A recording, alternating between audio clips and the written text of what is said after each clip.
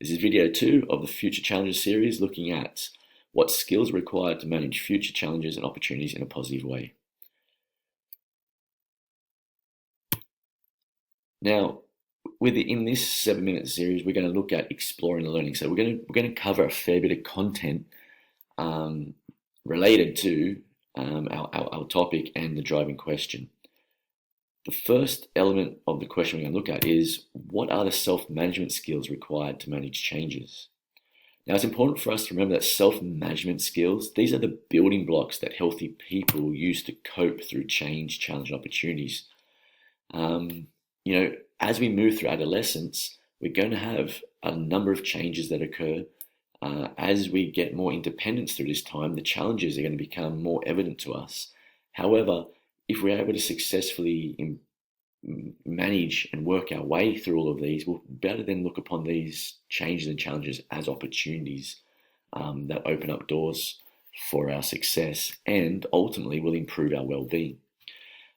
Some of the self-management skills that are important for us to focus on and try to develop are optimistic thinking, coping, impulse control, our ability to access support, and also our ability to manage time effectively. The first one we're going to look at is optimistic thinking. We'll follow this up with coping skills, and then we'll take a quick look at impulse control. Optimistic thinking is having confidence about the future or the success of something.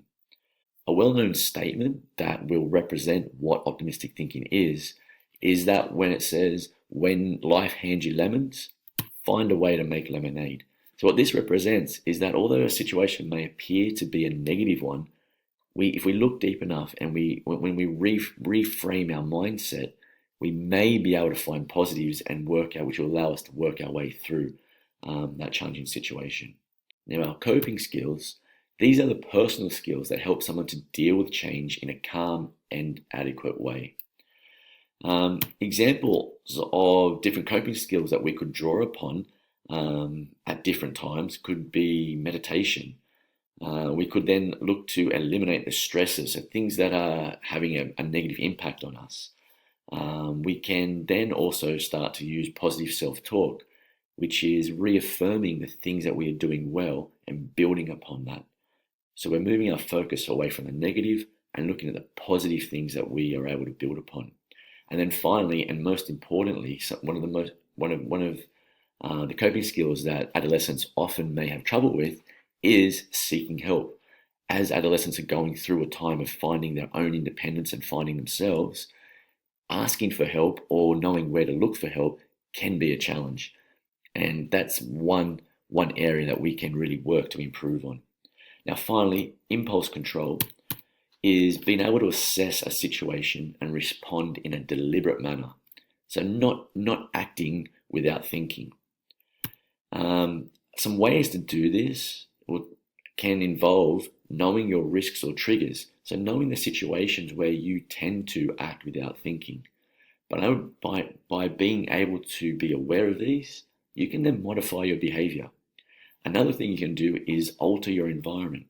So if you're around people who trigger you to behave recklessly or act without thinking, maybe being around them in certain situations is better than being around them in others. And most importantly, as with any skill, it's really important to give yourself a bit of time to practice these behaviors and practice knowing your triggers and things like that. So there are, through adolescence, a number of times that are going to cause us, or a number of changes that are going to occur where we'll need to use these skills. Things such as increasing family expectations, social and emotional changes, the changing nature of relationships that we're involved in, experiencing grief and loss.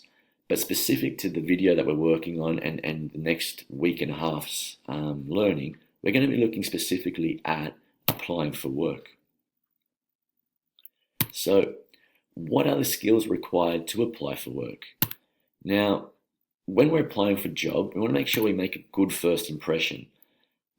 our resume or is our first point of call. Having a good resume can help us leave a good impression on the employer, which will hopefully lead to a job interview. So therefore, it's important to match your skill set or your possible skill set with the position you seek.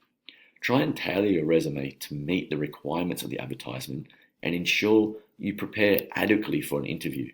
Have a couple of practice runs. Have family members or friends ask you questions that you know may appear. Speak to other people who have gone and had interviews before you. Talk to them about their interview, how they handled it, what questions that were given to them, and then you can build your responses and feel a bit more confident in your in the interview that you're probably likely to face. Now, we can break this down into 4 different processes. The first process is analyzing and locating job advertisements. Some good ways to do this could involve, looking through the local and weekend papers. But as we live in an internet society, internet search sites will provide us with a greater access to jobs that are available out there. Developing a resume is the second process that we need to be aware of. Again, living in an internet society, there are a range of online tools that can help us with this. One that we will look at in class is the careersonline.com.au site that guides you through the required information for developing a quality resume. You may choose not to do that, and we could also look at using templates from Google Docs, Microsoft Word, or Pages that let us know what is required in a resume. The next process that we need to be aware of is the interview technique and ensuring that we have different strategies that we can use when we're called upon for an interview. Some things to remember is to be confident. Remember, you are the product that you are selling. Know about the company that you are applying to work for. And then also be prepared and have a few techniques. An example of a technique you could use is called the STAR technique. And the last process, because we know the job interview is going to go one of 2 ways. You're either going to get the interview or you're not. So it's important that we understand if we don't get the job, we understand how to bounce back. Now, I've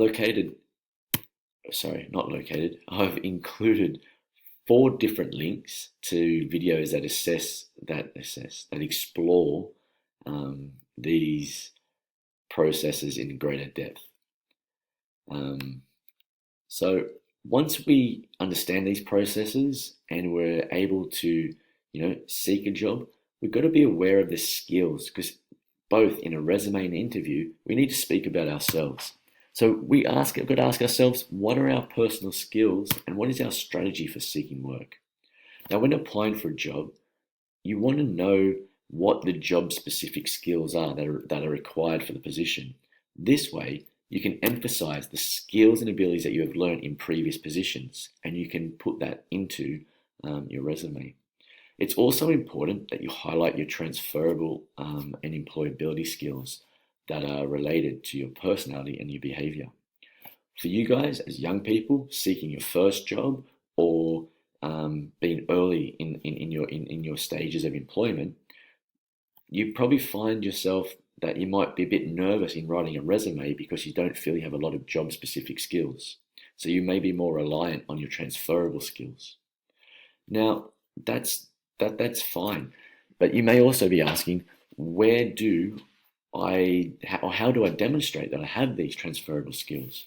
Now, without even holding a position, you guys have spent a lot of time in completing your education, attending school. So it's looking at how you can word these skills that you've demonstrated throughout your time at school so that they look good on a resume. Now, some personal skills you may have simply by, being productive during your time at school is that if you have ever been part of a group or you've been asked to complete a task and you've been a leader of that group, you have essentially demonstrated the capacity to lead others. Now, you may not have had a chance to lead others, but almost every student would have at some time or the other worked as a member of a group. So therefore, you've demonstrated the ability and you have the skill to follow directions and work well in a team environment. Um, you know, public speaking, being involved in public speaking, completing English tasks, that could show that you are a confident communicator. Another thing that most students will have to complete is they will have to be able to complete, prepare, and hand in assessment tasks. So this means that you are resilient and you can meet deadlines. A lot of time spent through pastoral care lessons is on you guys setting goals for yourselves. So therefore, you're able to set high but achievable goals. If you turn up to school on time, you know, essentially you're punctual and you can effectively manage time. Being able to arrive to class before the bell goes, being able to make sure that you're in the right location with the right gear at the right time. All these highlight that you have and you possess planning skills. Being able to wear our uniform correctly shows that you have pride in appearance and you dress well. All these are great things that you can put onto a resume. Now, the simple strategy is practice, reflect, and adapt. That is, practice the ability to locate and analyze a job advertisement. Refine your resume so that it fits the job that you seek. Prepare and practice your interview technique. And then finally, if you don't get the job, be prepared to bounce back and try again. And that brings us to the end of the second video in this Future Challenges series. Thank you again for tuning in, and I will see you guys sometime this week. Take care.